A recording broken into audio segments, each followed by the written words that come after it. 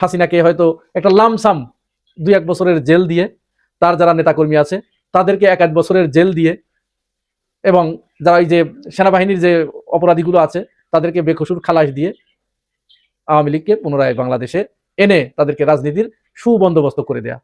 মহামান্য রাষ্ট্রপতি শাহাবুদ্দিন সাহেব, ওনার ওই ক্ষমতাটা আছে, যার জন্য আমি টেলিফোন নাম্বার খুঁজতেছি, যে বলতাম যে আপা খুব তাড়াতাড়ি চলে আসেন। বর্তমানে সংবিধান যেভাবে আইন লেখা আছে, বর্তমান সংবিধানে যা কিছু লেখা আছে এটা মাইনাই তো দেশ চলতেছে, তাই না? উনি আইসা আইনের কাছে সারেন্ডার করবে, আইন ওনাকে ফাঁসি দিবে, আর ছুপ্পু সাহেব, আবার ছুপ্পু বললাম, মহামান্য রাষ্ট্রপতি শাহাবুদ্দিন সাহেব ওনাকে রিলিজ করে দিবে, বাস গেম ওভার। ব্রেকিং নিউজ, নতুন যে 4 আইন করল বিএনপি, শেখ হাসিনা দেশে ফেরার মিশন শুরু রাষ্ট্রপতির। দর্শক, এই ভিডিওটিতে সম্প্রতি সময় ঘটে যাওয়া এমন কিছু গুরুত্বপূর্ণ তথ্য আপনাদের সাথে শেয়ার করতে যাচ্ছি। তথ্যগুলো বিস্তারিত জানতে ভিডিওটিতে একটি লাইক দিয়ে না টেনে সম্পূর্ণ ভিডিওটি দেখতে থাকুন। আজকে সারাদিনে যে 4টি বিষয়ে সংবাদপত্রের শিরোনাম হয়েছে এবং প্রত্যেকটি বিষয় সমান গুরুত্বপূর্ণ। নাম্বার 1, বর্তমান স্বরাষ্ট্রমন্ত্রী সালাউদ্দিন আহমেদ তিনি বলেছেন, একটি ইঙ্গিত দিয়েছেন যে 5 আগস্টে সংগঠিত বিপ্লবের সময়ে যে পুলিশ স্থাপনা এবং পুলিশের উপরে যে হামলা হয়েছে, পুলিশ হত্যা করা হয়েছে এবং থানায় যে হামলা করা হয়েছে, এইটার বিচার করা হবে, এরকম একটা ইঙ্গিত তিনি দিয়েছেন। নাম্বার 2 হচ্ছে আন্তর্জাতিক অপরাধ ট্রাইব্যুনালের যে চিফ প্রসিকিউটর তিনি ঘোষণা দিয়েছেন যে তাজুল ইসলামের সময়ে যে মামলার রায়গুলো হয়েছে সেই মামলা পুনর্বিবেচনা করা হবে, রায় পুনর্বিবেচনা করা হবে, পুনর্বিশ্লেষণ করা হবে। নাম্বার 3 হচ্ছে জুলাই গণ অভ্যুত্থান অধ্যাদেশ বা আদেশ, এটি শুনানির জন্য আগামী 1 মার্চ দিন তারিখ ধার্য করা হয়েছে পুনরায়। আর নাম্বার 4 হচ্ছে পিলখানা দিবসে নতুন প্রধানমন্ত্রী তারেক রহমান পিলখানা পরিদর্শনে গিয়েছেন। পিলখানায় যে হত্যাকাণ্ড সংঘটিত হয়েছিল সেখানে শহীদ সেনা অফিসারদের কবর জিয়ারত করতে গিয়েছেন। সাথে করে তিনি নিয়ে গিয়েছেন বর্তমান রাষ্ট্রপতি শাহাবুদ্দিন চুপ্পুকে। এই যে 4টি বিষয় আমি আপনাদেরকে বললাম এবং শিরোনাম হলো, এই 4টি বিষয়ের গুরুত্ব কি আপনারা অনুধাবন করতে পারছেন? একটু চোখ বন্ধ করে বিশ্লেষণ করুন তো, একটু গবেষণা করুন তো। আমরা যদি প্রথমটা দিয়ে শুরু করি, যে সালাউদ্দিন আহমেদের যে বক্তব্য, যে ইঙ্গিত, অর্থাৎ তিনি জুলাই গণ অভ্যুত্থানে পুলিশদের এবং থানায় যে আক্রমণ হয়েছিল সেইটার তদন্ত করবেন এবং সেটার বিচার করবেন। মানে কি দাঁড়ালো? মানে জুলাই বিপ্লবীদের ফাঁসিতে চড়ানোর ইঙ্গিত তিনি দিলেন। হাসনাত, সার্জিস, নাহিদ, এই সমস্ত যারা ছিল, যারা নেতৃত্ব দিয়েছে সামনে থেকে, তাদেরকে হুকুমের আসামি করে তাদের বিচারের মুখোমুখি করা এবং তাদেরকে ফাঁসির আদেশ দেয়া বা হেনস্থা করা, জেলখানার ভিতরে বন্দি করা। উদ্দেশ্যটা কি? উদ্দেশ্য হচ্ছে তাহলে তারা আওয়ামী লীগের মতো পুনরায় নিজেদের সমস্ত কাজ বিনা বাধায় সব করে যেতে পারবে। কারণ এই যারা জেনজি আছে এদের নিয়েই তাদের যত ভয়, এরা যাতে আর পুনরায় মাঠে না নামতে পারে সেইটার একটা বন্দোবস্ত করা। নাম্বার 2তে আমরা যদি যাই, তাহলে চিফ প্রসিকিউটর যে ঘোষণা দিলেন হাসিনার রায়ের পুনর্বিবেচনা করবেন, এর মানে কি? এর মানে হচ্ছে যে রায়টা হয়েছে ওই রায়কে আবার ঘষা মাজা করে, রাবার স্ট্যাম্প ব্যবহার করে ওটি মুছে দেয়া হবে। মুছে দিয়ে হাসিনাকে হয়তো একটা লামসাম 2-1 বছরের জেল দিয়ে, তার যারা নেতাকর্মী আছে তাদেরকে 1-1 বছরের জেল দিয়ে, এবং যারা এই যে সেনাবাহিনীর যে অপরাধীগুলো আছে তাদেরকে বেকসুর খালাস দিয়ে আওয়ামী লীগকে পুনরায় বাংলাদেশে এনে তাদেরকে রাজনীতির সুবন্দোবস্ত করে দেয়া। আর নাম্বার 3তে যেটা ছিল গণভোট অধ্যাদেশ বাতিল চেয়ে যে হাইকোর্টে রিট করা হয়েছিল, আজকে এটি খারিজ না করে দিয়ে আগামী 1 মার্চ নতুন করে দিন তারিখ ধার্য করা হয়েছে। মানে কি? মানে পরিষ্কার, মানে এই 2 দিনের ভিতরে নতুন করে সলা পরামর্শ করে সিদ্ধান্ত গ্রহণ করে এই রায়কে বাতিল করে দেয়া, গণভোটের এই রায়কে বাতিল করে দেয়া। এটি আদালতের মাধ্যমে, বিএনপি নিজের ঘাড়ে না নিয়ে আদালতের মাধ্যমে এটিকে বাতিল করে দিল। বাতিল করলে কি হবে? বাতিল করলে তো সাথে সাথে তাহলে জুলাই গণ অভ্যুত্থান যারা সংগঠিত করেছিল, যারা নেতৃত্ব দিয়েছিল, তারা অপরাধী হয়ে যাবে, ক্রিমিনাল হয়ে যাবে। তাদেরকে ইচ্ছা মতো গ্রেপ্তার করা, তাদেরকে আইনের আওতায় এনে ফাঁসির কাস্টে ঝুলানো। এই 3টি কাজ কিন্তু মূলত ক্ষমতাকে পাকাপোক্ত করার জন্য এবং দীর্ঘমেয়াদী ক্ষমতার পথকে যারা বাধাগ্রস্ত করতে পারে তাদেরকে সাইজ করার জন্য, তাদেরকে মোকাবেলা করার জন্য করা হয়েছে। চতুর্থ নম্বরটা আমি পরে আসছি। এই যে 3টি কাজ করা হলো সেটা একটু বলে নেই। এই 3টি কাজ করার পরে মনে করেন বিএনপি সফল হয়ে গেল, আওয়ামী লীগকে তারা ফিরিয়ে আনতে চাচ্ছে, আওয়ামী লীগ ফিরে আসলো। এখন আওয়ামী লীগ ফিরে আসার পরে কি হবে বলুন তো, একটু সাধারণভাবে একটু চিন্তা করুন তো। আওয়ামী লীগ ফিরে আসার পরে প্রথমে কি জামাত ইসলামকে ধরবে, এনসিপি কে ধরবে? না, এটা কিন্তু ভুল ধারণা। জামাত ইসলাম এবং এনসিপি হচ্ছে তাদের রাজনৈতিক প্রতিপক্ষ, তাদের সাথে রাজনৈতিক শত্রুতা আছে, তাদের দেখবে পরে ক্ষমতায় এসে। কিন্তু তারা প্রথমে ফিরে এসেই যে কাজটি করবে, তারা তাদের যে ব্যবসা প্রতিষ্ঠান ছিল, যে স্থাপনা ছিল, যে ঘর বাড়িগুলো ছিল, এইগুলো আগে উদ্ধার করার জন্য মরিয়া হয়ে উঠবে। কথা মাথার ভিতরে ঢুকছে না? আরো সহজ করে বলি, আওয়ামী লীগ বিদায় নেবার পরে আওয়ামী লীগের যে সমস্ত ব্যবসা প্রতিষ্ঠানগুলো ছিল, তাদের যে স্থাপনাগুলো ছিল, তাদের যে জায়গা জমি ছিল, দখলে নিয়েছে কারা? যে যে জায়গায় আওয়ামী লীগ ভোগ করতো, এটা দখলে কারা নিয়েছে? বিএনপির লোকজন নিয়েছে, যুবদল, ছাত্রদল, কৃষক দল, শ্রমিক দল, এরা নিয়েছে, এক এক জায়গায় ভাগবাটোয়ারা করে নিয়েছে। তো তাহলে খুব স্বাভাবিক ব্যাপার এটা যে তারা এসে আগে তাদের রুটি রুজির ব্যবস্থা তো আগে করতে হবে নাকি? মনে করেন কেউ আমাকে আমার বাড়ি থেকে তাড়িয়ে দিল, আমার প্রতিবেশী 4-5 জন মিলে। এখন আমি সুযোগ পেলাম, সুযোগ পেয়ে ফিরে আসলাম। ফিরে এসেই কি আমি আক্রমণ করব, নাকি আগে যারা আমার বাড়িতে বসে আছে সেই বাড়িতে গিয়ে আমি উঠবো? কোনটা? বাড়িতে গিয়ে যখন উঠবো তখন আমাকে বাধা দিতে আসবে, তখন সেখানে সংঘাত অনিবার্য হয়ে উঠবে। তো ঠিক এইরকম কাজটাই কিন্তু হবে। তারা এসে যারা যারা তাদের যে রেখে যাওয়া সম্পদ, ব্যবসা প্রতিষ্ঠান, স্থাপনা, বাড়িঘর যারা দখলে আছেন, তারা পিঠের চামড়া বাঁচানোর জন্য এখনই প্রস্তুতি নেন। কিভাবে বাঁচাবেন? আমরা মেনে নিলাম, আমরা দেখছি বিএনপি আওয়ামী লীগকে ফিরিয়ে আনছে, সাধুবাদ জানাই, আসুক আওয়ামী লীগ আসুক, আমরাও চাচ্ছি এখন আওয়ামী লীগ আসুক। তাহলে এসে মার তো শুধু জামাত আর এনসিপি একা খাবে না, আগে খাবে বিএনপির নেতাকর্মীগুলো। আর আপনারা একটা জিনিস দেখেছেন, মনে করেন যে 91 সালের পর থেকে এই 2024 সাল পর্যন্ত একটু মিলান তো, একদল ক্ষমতা থেকে যাওয়ার পরে কোনো নেতা মার খেয়েছে? না, মার খায় নাই তো ভাই, কোনো নেতা মার খায় নাই। আওয়ামী লীগের সমস্ত নেতাকর্মীরা যেমন রাতের অন্ধকারে কর্মীদেরকে না জানিয়েই শেখ হাসিনা তার কর্মী বাহিনীদেরকে কোনো কিছু না জানিয়ে তিনি একা একা পালিয়ে চলে গেছেন না? তারপরে আস্তে আস্তে সময় বুঝে তার অন্যান্য নেতারাও চলে গেছে, কর্মীগুলো এখন এখানে মার খাচ্ছে। এই কাণ্ডটাই ঘটবে। আওয়ামী লীগ যখন মার শুরু করবে বা প্রচন্ড একটা আন্দোলন হবে, তীব্র আন্দোলনের মুখে বিএনপি যখন সরকার ক্লাপস করবে, খসে পড়বে, তখন তো অন্যরা আর কেউ সহযোগিতা করবে না। কারণ এই যে গাদ্দারি, এই গাদ্দারির কারণে অন্য কেউ আর তখন সহযোগিতা করবে না। এটাই স্বাভাবিক, খুব স্বাভাবিক এটা। তখন কি হবে? নেতাগুলো সব চলে যাবে, কিন্তু রাতের অন্ধকারে সব পালিয়ে চলে যাবে। কারণ তারা এই যে বিএনপির যে সমস্ত ছোট ছোট নেতারা, আপনারা নেতাকর্মীরা 2-4 পয়সা চাঁদাবাজি করে দুর্নাম কামাচ্ছেন, তো এই 2-4 পয়সা চাঁদাবাজি করে তারা আপনি বিদেশে সম্পদ করতে পারবেন না, বাড়ি গাড়ি কিনতে পারবেন না। এখানে চাঁদাবাজি হবে, লুটপাট হবে, নেতারা করবে। নেতারা এমন লুটপাট করবে যে তারা যদি বছরের পর বছর বেগমপাড়ায় গিয়ে থাকে, তারপরে কানাডা, অস্ট্রেলিয়া, এই সমস্ত দেশে যদি বছরের পর বছর থাকে, তাতেও তাদের কোনো অসুবিধা হবে না। কিন্তু আমার আপনার মতো যারা এই সুটকে পাতি নেতা আছি, তারা কিন্তু দেশ থেকে পালাতে পারবো না ভাই। যখন পারবো না তখন কি অবস্থাটা হবে এবার একটু চিন্তা করতে পেরেছেন? সবশেষে বলি যে বিএনপি তাহলে এই যে কাজগুলো কেন করছে? বিএনপি এই কাজগুলো করছে কারণ তারা ক্ষমতায় আসার আগে তাদেরকে এই প্রতিশ্রুতি দিতে হয়েছে। হ্যাঁ, এই প্রতিশ্রুতি তাদেরকে দিতে হয়েছে যে নির্বাচনের আগে আপনারা দেখেছেন বিএনপির সমস্ত নেতারা তারা প্রকাশ্যে ঘোষণা দিয়েছে যে তারা ক্ষমতায় আসলে আওয়ামী লীগের মামলাগুলো রহিত করবে, মামলাগুলো সব প্রত্যাহার করে নেবে। এই মর্মে রাতের অন্ধকারে তাদেরকে ডেকে এনে যে তোমরা আমাদেরকে ভোট দাও, তোমাদের দায়িত্ব আমরা নিচ্ছি। সেইটারই কিন্তু বহিঃপ্রকাশ ঘটলো আজকে নতুন চিফ প্রসিকিউটরের মুখে, এবং সেটাই হতে যাচ্ছে। তাহলে এটা তো তাদের নির্বাচনী অলিখিত প্রতিশ্রুতি, ওয়াদা। সেই ওয়াদা তাদের পালন করতে হবে না? এই ওয়াদাটা কোথায় করে এসেছে? এই ওয়াদাটা করে এসেছে অজিত দোভালের কাছে। অজিত দোভালকে ওই যে কাঁটাতারের বেড়ার ওপারের যিনি নিরাপত্তার দায়িত্বে আছেন তিনি। বিএনপি সরকার ক্ষমতায় আসার সাথে সাথে সে দেশের বাণিজ্য মন্ত্রী না এসে ব্যবসা বাণিজ্যের কথা তারা না পেরে সর্বপ্রথম তারা পেরেছে কি? এখানে নিরাপত্তার বিষয়টি তারা এখানে উপস্থাপন করেছে। তার মানে বুঝতে পারছেন? সুতরাং ওইখান থেকে যে ডক্ট্রিন আসছে সেই ডক্ট্রিন অনুযায়ী একজনকে দায়িত্ব বন্টন করা হয়েছে, এবং তারাই শেখ হাসিনাকে ফিরিয়ে আনার এবং জুলাই যোদ্ধাদেরকে 24-এর গণ অভ্যুত্থানে অংশগ্রহণকারীদের সমূলে বিনাশ করার জন্য যা যা করা দরকার সেই প্ল্যান দিচ্ছে যে এই করো, আর ঠিক সেটিই করা হচ্ছে। অতএব সাধু সাবধান, পিঠের চামড়া কারোরই থাকছে না, আসছে আওয়ামী লীগ। সর্বশেষ যে ঘটনাটার নিন্দা জানিয়ে শেষ করব। পিলখানায় প্রধানমন্ত্রী তারেক রহমান তিনি শহীদদের কবর জিয়ারত করতে গেছেন, সেখানে যাকে নিয়ে গিয়েছেন তার হাত দিয়ে এই পিলখানা সংগঠিত হয়েছিল।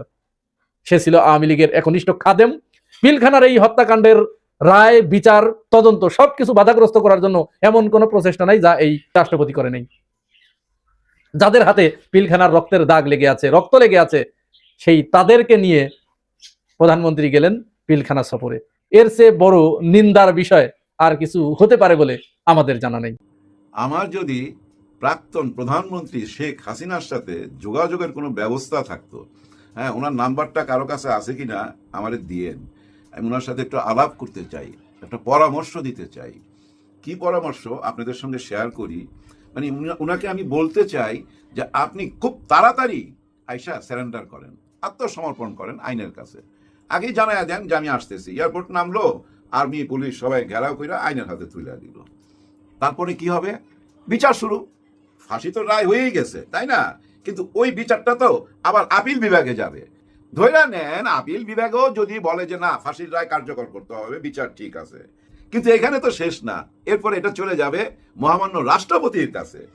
বর্তমানে যে রাষ্ট্রপতি আছে ওনার কিন্তু সেই ক্ষমতাটা আছে, ফাঁসির আসামিকে মুক্ত করে দেওয়ার ক্ষমতাটা কিন্তু ওনার আছে। কারণ গণভোট তো ওনারা মাইনা নেয় নাই, হ্যাঁ, ওই হ্যাঁ না ভোট তো মাইনা নেয় নাই, সংস্কার মাইনা নেয় নাই, সবকিছু তো সংবিধান অনুযায়ী আছে। আর এই সংবিধানে এই ক্ষমতাটা তো দেওয়া আছে আমাদের মহামান্য রাষ্ট্রপতি শাহাবুদ্দিন সাহেবকে, এই ক্ষমতাটা দেওয়া আছে। ওনার ওই নামের পিছনে না ছুপ্পু, ওটা বাদ দেওয়া উচিত। শাহাবুদ্দিন শুনতে ভালো লাগে, ছুপ্পু ভালো লাগে না। মহামান্য রাষ্ট্রপতি শাহাবুদ্দিন সাহেব, ওনার ওই ক্ষমতাটা আছে, যার জন্য আমি টেলিফোন নাম্বার খুঁজতেছি, যে বলতাম যে আপা খুব তাড়াতাড়ি চলে আসেন। বর্তমানে সংবিধান যেভাবে আইন লেখা আছে, বর্তমান সংবিধানে যা কিছু লেখা আছে এটা মাইনাই তো দেশ চলতেছে, তাই না? উনি আইসা আইনের কাছে সারেন্ডার করবে, আইন ওনাকে ফাঁসি দিবে, আর ছুপ্পু সাহেব, আবার ছুপ্পু বললাম, মহামান্য রাষ্ট্রপতি শাহাবুদ্দিন সাহেব ওনাকে রিলিজ করে দিবে, বাস গেম ওভার। এটা হইতে পারে কিনা ভাই বলেন, আপনি বলেন। বর্তমান যা কিছু আমরা দেখতেছি, এতে আমি মনে করি আমার এই বুদ্ধিটা, আমার এই পরামর্শটা আপনারা কেউ ওনার কাছে পৌঁছায় দেন। হ্যাঁ ভাই, আইনের মাধ্যমে লিগেল করে নেক না সবকিছু। আওয়ামী লীগ এত বড় একটা দল, এই দল কি ভাই এরকম এতিমের মতো থাকবে নাকি? তাই না? ওনাদের মা তো বাইচা আছে, বাবা নাই, মা আছে, সে মাকে ফিরায় আনার একটা রাস্তা বইলা দিলাম। আওয়ামী লীগের ভাই বোনরা যারা আপনারা আওয়ামী লীগ করেন, আমার এই পরামর্শটা নিয়েন। আমাদের সংবিধান অনুযায়ী মহামান্য রাষ্ট্রপতিকে এই মুহূর্তে কেউ সরাইতে পারতেছে না, যদি উনি নিজে থেকে না সরে। কিন্তু উনি তো বলছে যদি বিএনপি চায় আমি থাকবো, হ্যাঁ উনি বলছে, কিন্তু তবে উনি কিন্তু ভাগ্যবান, ওনার মতো ভাগ্যবান আমি দেখি নাই। আবার উনি খুব স্পষ্টবাদী, কিন্তু চিকনে যা সুন্দর বাঁশ দেয় না, আয় হায়। দেখেন অতীতের ওনার অনেকগুলা ভিডিও আছে, ওই ভিডিওর মধ্যে আমি আবার দেখলাম একটা জায়গায় উনি বলতেছে এরশাদের হাত ধরে শহীদ প্রেসিডেন্ট আসছিল, এবং শহীদ প্রেসিডেন্টের হাত ধরে উনার বেগম, এভাবে বলতেছে বেগম খালেদা জিয়া আসছে, এবং এরা এসে ৭১-এর চেতনাকে তছনছ কইরা দিছে। হ্যাঁ, আমার কাছে ভিডিওটা আছে, আমি দেখামু। এরশাদের হাত ধরে জিয়াউর রহমান, জিয়াউর রহমানের হাত ধরে তার বেগম, বেগম জিয়া, এদের সময় মহান মুক্তিযুদ্ধের চেতনা তছনছ হয়েছে। নিশ্চয়ই আপনারাও দেখছেন। দেখেন উনি বলতেছে বেগম খালেদা জিয়া শহীদ প্রেসিডেন্ট ৭১-কে, মানে ৭১-এর চেতনাকে তছনছ কইরা দিছে, এটা বইলা কিন্তু উনি তখন হাততালি পাইছে। আবার দেখেন ৫ই আগস্টের পর উনি এমন কিছু কথা বলছে, সেখানেও কিন্তু মৃদু হাততালি পাইছে। কি বলছিল উনি? যে আওয়ামী লীগের দুঃশাসনের কারণে, আওয়ামী লীগের দুঃশাসনের কারণে ওনাদের পতন হয়েছে, মানে ৫ই আগস্টের পর এরকম একটা ইঙ্গিত কিন্তু উনি দিছে, আওয়ামী লীগের দুঃশাসনের কারণে ৫ই আগস্ট হয়েছে। আরো কি বলছিল? শেখ হাসিনা ওনার কদম বুচি নিত না, ওনার সালাম নিত না, ওনাকে অবহেলা করতো, ওনার সাথে যোগাযোগ রাখতো না, এরকম কথা উনি বলছে। দেখেন আবার পট পরিবর্তনের পর, আবার দেখেন পট পরিবর্তনের সঙ্গে সঙ্গে বলতেছে আমাকে ঘরে আটকায় রাখছিল 18 মাস। কাকে বলতেছে? ডক্টর ইউনূস স্যারের দিকে আঙ্গুল তুইলা। এই দেখেন প্রথম শুরু করলাম কি দিয়া? বিএনপিকে একটা চিকনে মাইরা দিল, বুঝছেন, যে তারা ৭১-এর চেতনাকে তছনছ করছে। শেখ হাসিনা চলে যাওয়ার পর বলতেছে যে তাদের দুঃশাসন ছিল, আমার সাথে যোগাযোগ করে নাই, তার মানে আমি তার লোক ছিলাম না, মানে শেখ হাসিনার লোক ছিলাম না, এটা বুঝাই দিছে। এখন এসে কি বুঝাইলো? এই যে ইনি আমাকে ঘরে আটকায় রাখছে ডক্টর ইউনূস স্যার, আর আমাকে বাঁচাইছে কে? বিএনপি। বিএনপি পুরাপুরি সমর্থন দিছে, এবং ৩ বাহিনী আমাকে সমর্থন দিয়ে টিকায় রাখছে। দেখছেন কিভাবে চেঞ্জ হইতেছে কথাবার্তাগুলা? এই জন্যই বললাম উনি সবচেয়ে বড় ভাগ্যবান। বিভিন্ন রকম কথা বইলা দেখেন ঠিকই ওনার আসনটা উনি ধরে রাখছে। এই জন্যই বলছি উনি ভাগ্যবান। ভাগ্যবান ছাড়া ভাই এরকম সুযোগ কেউ পায়? চিন্তা করছেন, উনি তিনটা প্রধানমন্ত্রীকে শপথ পড়াইছে। আজকে দেখেন মাননীয় প্রধানমন্ত্রী মহামান্য রাষ্ট্রপতি গেছেন কোথায়? বিডিআর এর শহীদদের কাছে, শহীদদের কবর জিয়ারত করতে গেছে। চিন্তা করেন এই দৃশ্যটা কি আমরা নির্বাচনের আগে ভাবি নাই? আমরা কি মনে করছি নতুন সরকার আসবে, সব জায়গায় পরিবর্তন করবে, অলরেডি করতেছে, সব জায়গায় চেঞ্জ করতেছে, কিন্তু এই জায়গাটায় হাত দিচ্ছে না। কারণ ওই যে সংবিধান। আচ্ছা, উনি তো একটা দুঃখ করে কথা বলছিল, মানে আমাদের মহামান্য রাষ্ট্রপতি, যে ওনার ছবিগুলো সব নামায় ফেলা হয়েছিল একটা টাইমে, মানে ডক্টর ইউনূস স্যার নামায় দিছিল। এখন তো ওই ছবিগুলো লাগানো উচিত, তাই না? আমার মনে হয় খুব তাড়াতাড়ি ওনার ছবিগুলো যেখান থেকে নামানো হয়েছে আবার লাগানো উচিত। সম্মানীয় মানুষকে সম্মান দেওয়া উচিত, আর ওনারই থাকা উচিত। হ্যাঁ, ওনারই থাকা উচিত। উনি থাকলে ওই যে প্রথমে আমি যে বুদ্ধিটা দিছি, ওই বুদ্ধিটা কিন্তু বাস্তবায়ন হয়ে যেতে পারে। আর এটা হইলে হবে কি জানেন? আওয়ামী লীগ আবার নির্বাচনে আসবে শেখ হাসিনাকে নিয়ে। কারণ মহামান্য রাষ্ট্রপতি তো ওনাকে ক্ষমা করে দিছে, ওনাকে আর আটকাইতে পারবে কেউ? ওনার ভক্তরা রাস্তায় নেমে যাবে না? আওয়ামী লীগের সমস্ত অফিস খুলে গেল। আমাদের দেশে তখন কয়টা দল হবে জানেন? 4টা বড় দল হবে, বিএনপি, আওয়ামী লীগ, জামাত ইসলাম, এনসিপি। এনসিপিকে ফেলা দেওয়া যাবে না। হ্যাঁ, আর ফেলা দেওয়া যাবে না। কারণ কি জানেন? বট গাছের ছায়ার নিচে আছে, আর ফেলা দেওয়া সম্ভব না। এই যে আজকে যত কিছু হইতেছে, যা আকার ইঙ্গিতে কথাবার্তা বলতেছে এবং যেসব সিমটম দেখা যাচ্ছে, এরকমও গুজব ছড়ায় গেছে জুলাই গণ অভ্যুত্থানের সাথে যারা ছিল তাদেরকে আবার আইনের আওতায় আনা হবে, এবং থানাতে যে আগুন দেওয়া হয়েছিল, অস্ত্র লুট হয়েছিল, অনেক হত্যাকাণ্ড হয়েছিল, সব কিছুরই বিচার হবে, এবং ওইসব ভিডিও দেখে ওইসব আসামিদেরকে খুঁজা বাইর কইরা আইনের আওতায় আনতে হবে। ভিডিও খুঁজা যদি ধরতে যান, জেলখানায় জায়গা হবে না তো ভাই। নতুন জেলখানা বানাইতে হবে। আগে জেলখানা বানান, তারপরে ধরা স্টার্ট করেন। হ্যাঁ, আর যেগুলো সামনে ছিল, হাসনাত আব্দুল্লাহ, সার্জিস, নাহিদ ইসলাম, আরো অনেকে, এদেরকে ধরে ফেলাইতে পারবেন খুব সহজেই। আসলে কি এমন কিছু হবে না ভাই ব্রাদার? এগুলো গুজব। এই গুজবে কেউ কান দিবেন না, এমন কিছু হবে না। আমি যা কিছু বললাম এগুলো হলো কাল্পনিক কথাবার্তা। বাস্তবটা কখন দেখতে পাবেন জানেন?